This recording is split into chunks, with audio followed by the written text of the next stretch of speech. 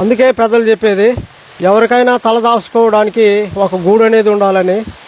అది ఇప్పుడు నిజమైంది. ఎందుకంటే ఈ గూడు అనేది లేదంటే మేము తలదాచుకోవడం కష్టమైపోయి ఉంటుంది. ఈ గూడు ఉండింది కాబట్టి మేము ఇప్పుడు ఈ వర్షానికి ఇక్కడ వచ్చి తలదాచుకుంటున్నాం.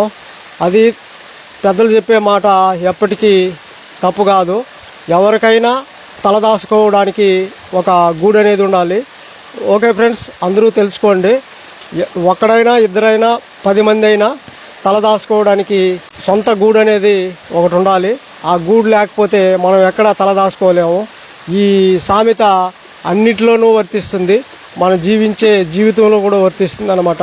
ఈ వర్షంలోనే కాదు, ప్రతి దాంట్లోనూ వర్తిస్తుంది.